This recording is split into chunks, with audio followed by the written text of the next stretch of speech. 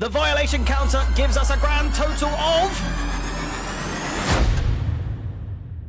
The dust is still settling in the West Midlands after several violations in Chelsea's 6-2 win against Wolverhampton Wanderers. So before we start, let's just get straight into things. Before the 5 counts, here is the violation count, as I'd like to call it. Number 1, MADUEKE, addressing the state of affairs, kicked things off immediately. The Instagram story it goes without saying. Just a complete and utter violation. Number 2, and it links hand in hand with the first violation. We have MADUEKE scoring not 1, not 2, but 3 goals, a hat-trick, after saying what he said about the town or the city of Wolverhampton, and it being a little worse for wear, a shithole even. I'd argue worth at least multiple violations. Number 3, Cole Palmer getting 3 assists and 1 goal, all whilst lobbing the keeper. Quite a number of violations, if you ask me. And number 5, a Jackson header. A big violation there. He never scores with his head. Never, ever scores with his head. And last but not least, Joao Felix scoring on his debut to cap things off with an assist from none other than Pedro Neto. Another sizable violation. The violation counter gives us a grand total of... an infinite number of violations. The total is purely up for debate at this point. The number, it could just be anything at this point. Anyway, with that said, with that out the way, here are now the 5 things that we learned from our 6-2 victory over Wolverhampton Wanderers. Number 1, and above all else, let's get into the meat and potatoes of what we saw yesterday, and that is, quite frankly, MADUEKE had an unreal game. It really goes without saying, but it was arguably one of the standout performances that we've seen for quite some time. And I said this throughout the game, and I don't mean this in a way to take away from anything that MADUEKE did, but in terms of the litmus test, the comparisons, besides Palmer, is what I've said. Besides Palmer, it is quite possibly the best individual performance we've seen for years, arguably. 6 shots, 5 on target, 3 goals, and a man of the match to go with it. Many people, could argue. I'm not sure they have argued, but they could argue that Palmer was in contention for that with his 3 assists and 1 goal. But the fact of the matter is, Noni MADUEKE has all the makings of being the star boy on the wings that we hoped that he would be. The glimpses that we've mentioned from Mudryk, you see the glimpses of talent here and there, and it never really gets anywhere. With MADUEKE, he showcased it on more than one occasion. No less, a couple of days ago as well, against Servette, albeit Servette, but still Servette. A fantastic finish with his right foot. And then again, 2 on his right foot in this game as well. It's not news to anybody that Noni MADUEKE has the talent, is the talent. Last season, we saw him darting down the wing, getting to the byline, not knowing what to do, maybe over-hitting the cross, maybe not even getting the cross off, maybe hitting the side netting. But what we saw yesterday, or in the game against Wolves, was nothing short of a standout performance like no other. A true, just unbelievable performance from Noni MADUEKE. So that is number 1. Number 2, and again, it really plays hand in hand with MADUEKE's performance, that is Cole Palmer is just ridiculous. You talk about your statistics with regards to Noni MADUEKE. You talk about Cole Palmer, 3 assists, 1 lobbed goal, but also being elusive for the most of the game, all whilst directing the flow of the game throughout, if that's even possible, to not be involved at all for the most part, but then to get 3 assists and 1 cheeky goal as well at that. Not even just like a bang average goal. It takes talent to pull that off. It really, really does. again, wasn't the main character in that game. Very close to being, if it wasn't for MADUEKE. But to not be the main character in a game, the main man in a game with 4 GA to your name as well, is just unbelievable. Unbelievable. And it's a testament to how good that these players have been.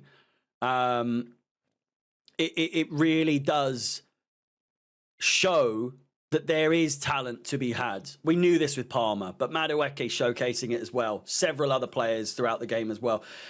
Which moves on to number 3, and that is, does this result hinder the plans for formation that we had in place with Lavia moving forward? It's hard to argue after a performance like that maybe, just maybe, we might be suited better to that style of play rather than the way we played on Thursday. Now, it's up for debate whether or not,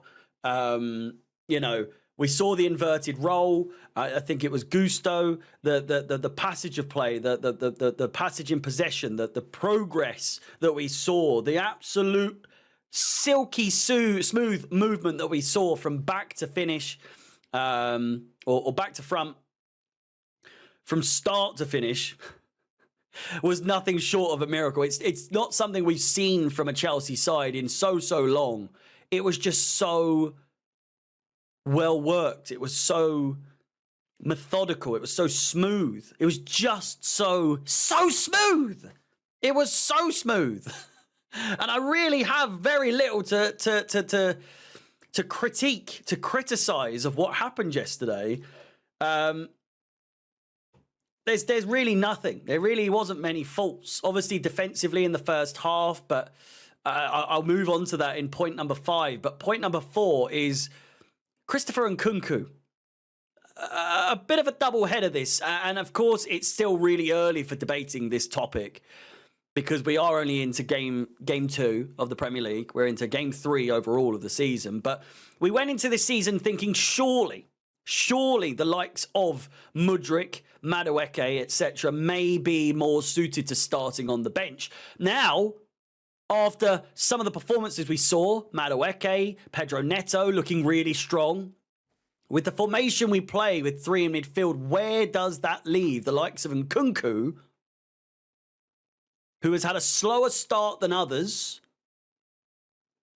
Dewsbury Hall, another one, had a shaky start. He'll likely struggle to get into the first team in terms of first team places when other players are performing like they were. And I know Enzo Maresca's come out and stated categorically there is going to be rotation. It's based off merit. It's not based off of no one man is a guaranteed starter. MADUEKE will likely start against Palace on Sunday based on merit. But if the performances drop, it's unlikely that we'll see him start the game after that, and so on.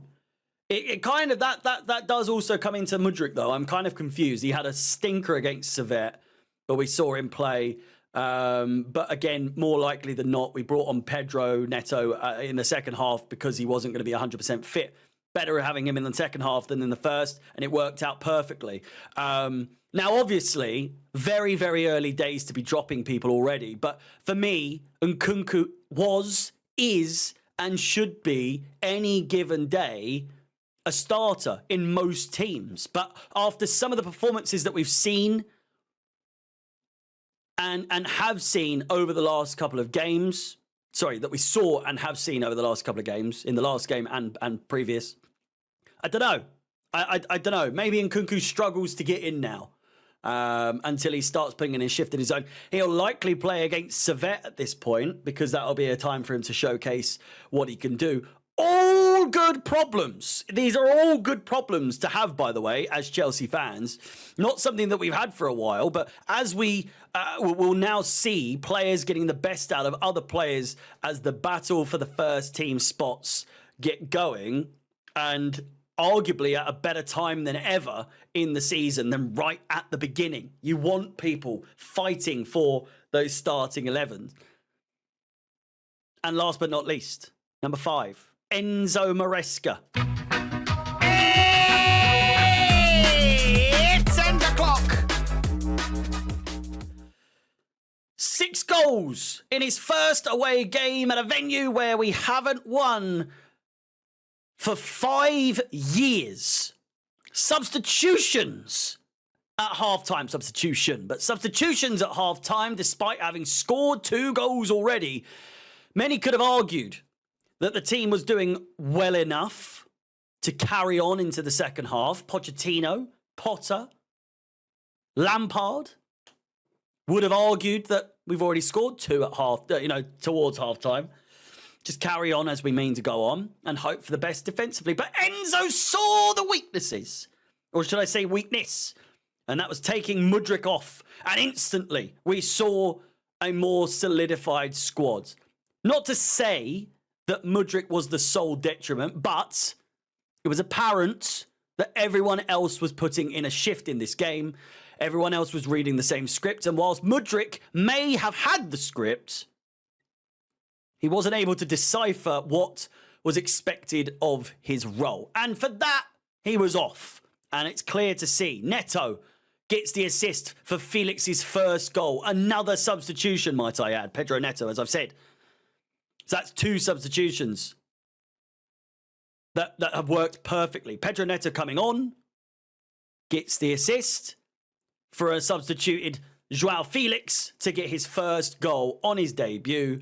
And after the game, bold from Enzo Maresca to once again address the media on Mudryk specifically, amongst other players, but specifically on Mudryk, said that he just hasn't been good enough and he wasn't happy with what he was doing. Working hard off the ball, which can be agreed, but on the ball, he said he expects better quality from Misha, which is what the fans have been saying. We've seen the talents is there. The talents are there to be unlocked from Mikhail Mudryk.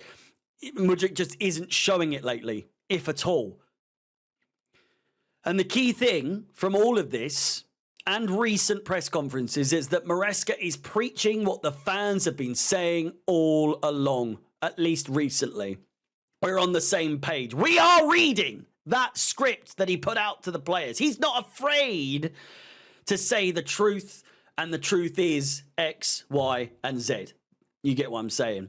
I'm loving what I'm seeing so far from him in all aspects of the game as a head coach for Chelsea Football Club, at least in the last 2 games. Hopefully the momentum continues in the right direction. We've got, we've got Crystal Palace. We've got Servette next.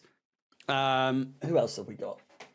We've got Bournemouth, we've got West Ham, and we've got Brighton. All very, very, very winnable games.